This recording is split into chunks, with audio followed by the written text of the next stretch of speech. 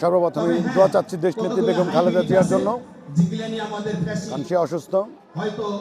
সুস্থ হয়ে যেন সে আমাদের মাঝে সুন্দরভাবে আসতে পারে এবং সামনে নির্বাচন, সে যেন নির্বাচন জয়যুক্ত হয়ে করতে পারেন, এর জন্য সকলের কাছে দোয়া চাচ্ছি দেশনেত্রী বেগম খালেদা যেন সুস্থ হয়ে আমাদের মাঝে আবার ফিরত আসে। আমাদের দাবিটা হচ্ছে আমাদের এই রাস্তাটা খুবই তাড়াতাড়ি এটা ঠিক করানো খুব প্রয়োজন, কারণ আমাদের এখান থেকে যদি আমরা একটা রোগী নেওয়া ক্লিনিকে যাইতে যাই, আমরা কখনো একটা গাড়ি পাই না, কোনো সময় গাড়িটা পাওয়া যায় না, এমন দিনেও পাই না, রাতে তো পাই না। যত কঠিন রুগী থাক আমরা নিতে পারি না, কারণ আমাদের এখানে রাস্তার অবস্থাটা খুবই খারাপ।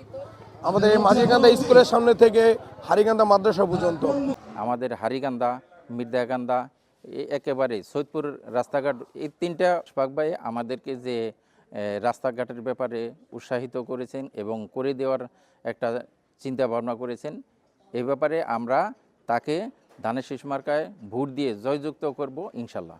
এক নবাবগঞ্জের সকল জনগণকে দেশনেত্রী বেগম খালেদা জিয়া তারুণ্যের অহংকার তারেক রহমানের পক্ষ থেকে শুভেচ্ছা অভিনন্দন জানাচ্ছি। নবাবগঞ্জে নির্বাচনী হাওয়া বইতে শুরু করেছে। অলরেডি প্রত্যেক ইউনিয়নের তুলনায় প্রত্যেকটা ওয়ার্ডেই আমাদের এই উঠান বৈঠকগুলো হচ্ছে এবং আমাদের আপসীন নেত্রী দেশনেত্রী বেগম খালেদা জিয়ার জন্য দোয়া কামনা করছি আমরা। আজকে আমি আরও একটু উৎফুল্ল হয়েছি এখানে। আজকে বান্দর ইউনিয়নের ৩ নং ওয়ার্ডের যে উঠান বৈঠক বা দেশনেত্রী বেগম খালেদা জিয়ার জন্য দোয়া অনুষ্ঠান হলো, এখানে আমি একটা জিনিস দেখেছি, একটি উল্লেখযোগ্য দিক হচ্ছে আজকের এই অনুষ্ঠানের, যেখানে ধর্ম বর্ণ নির্বিশেষে সকলে দেশনেত্রী বেগম খালেদা জিয়ার জন্য চোখের পানিও আমি ধরতে দেখেছি অনেককে, তার দোয়া কামনায় মোনাজাতে। আশফাক ভাই আমাদের আশ্বস্ত করছে যে সে রাস্তাঘাট উন্নয়ন করবে। আমরা এর জন্য তাকে বান্দরা ৩ নম্বর ওয়ার্ড থেকে তাকে বিপুল ভোটে ইনশাল্লাহ পাশ করাবো। যে পরিমাণে আমরা লোক সংখ্যা আশা করছিলাম তার চেয়ে অনেক বেশি হয়েছে।